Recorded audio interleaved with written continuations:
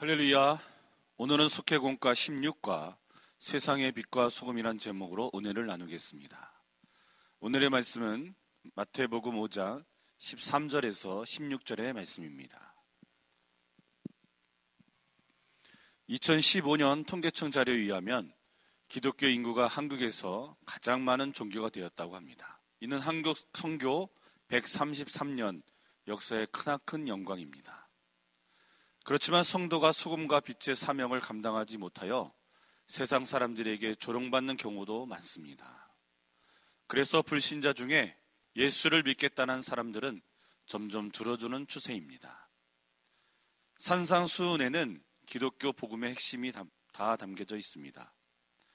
성서학자 로빈스는 산상수훈을 인간 윤리의 최고봉이라고 극찬했습니다. 산상수훈은 기독교인의 기본 덕목입니다. 예수님은 산상수훈으로 천국 시민의 자격을 교훈하셨습니다. 그중 세상의 소금과 빛이 되라는 말씀은 백미입니다. 성도는 소금과 빛의 사명을 깨닫고 살아야 합니다. 예수님이 말씀하신 소금과 빛의 사명은 무엇입니까? 첫 번째로, 소금은 반드시 그 맛을 내야 합니다. 세상의 소금은 문자적인 의미가 땅의 소금을 뜻합니다. 소금의 사명은 다양합니다.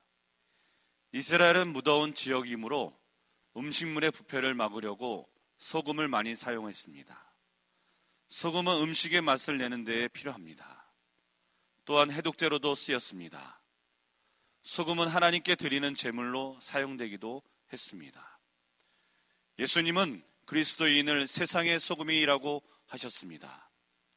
그리스도인은 반드시 자기 자리에서 사명을 감당하라는 의미입니다. 소금이 맛을 잃으면 버림을 받습니다. 사울은 하나님이 주신 사명을 망각하여 버림받았습니다. 그렇지만 다윗은 하나님의 마음에 합한 믿음을 따라 살았기에 귀하게 쓰임을 받았습니다. 우리 때문에 세상이 살맛나고 썩지 말아야 합니다. 둘째, 빛은 반드시 어둠을 밝혀야 합니다. 빛은 어두운 곳을 밝히는 적극적인 역할을 감당합니다. 하나님은 빛이십니다. 하나님에게는 어두움이 없습니다. 예수님은 세상의 참 빛으로 오셨습니다. 그러나 예수님을 모르는 세상 사람들은 빛을 따르지 않습니다. 세상의 빛으로 오신 예수님을 따르면 어두움에 다니지 않으며 생명의 빛을 얻습니다. 그리스도인은 세상의 빛입니다. 등불은 말 아래 숨겨두지 않고 반드시 등경 위에 둡니다. 우리는 생명의 빛으로 오신 예수님을 믿고 구원받았습니다. 그러므로 우리가 받은 구원을 혼자만 간직하지 말고 빛된 생활을 해야 합니다. 영적으로 어두워진 세상 사람들을 생명의 빛으로 인도하는 전도자의 사명을 감당해야 합니다. 셋째, 삶으로 하나님께 영광 돌려야 합니다. 그리스도인은 세상의 소금이며 빛입니다. 우리는 교회 안에서 성도다운 믿음을 지키면서 세상 속에서도 그리스도인으로 성결하게 살아야 합니다. 바울은 이렇게 권고했습니다. 너희가 전에는 어두움이더니 이제는 주 안에서 빛이라. 빛의 자녀들처럼 행하라.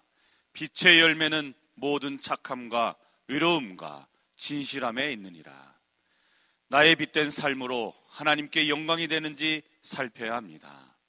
하나님이 인간을 창조하신 목적이 무엇입니까?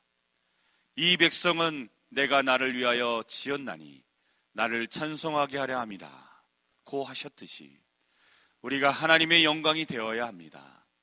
그리스도인은 그 삶이 비방을 받지 않아야 합니다. 착하고 깨끗한 행실로 하나님을 기쁘시게 하고 사람에게 칭찬을 받아야 합니다. 어떻게 하면 하나님께 영광을 돌려 살 수 있을까? 소금처럼 자기 자리에서 희생하는 자기 헌신이 있어야 합니다. 이웃을 사랑하며 덕을 끼치는 빛된 생활을 해야 합니다. 우리가 소금과 빛의 사명을 감당하면 하나님께는 영광이요 우리에게는 기쁨입니다. 이 사명을 잃어버리면 하나님 영광을 가리고 기쁨을 잃습니다. 우리 모두 주님이 주신 사명을 잘 감당하는 사명자가 될 줄 믿습니다. 할렐루야.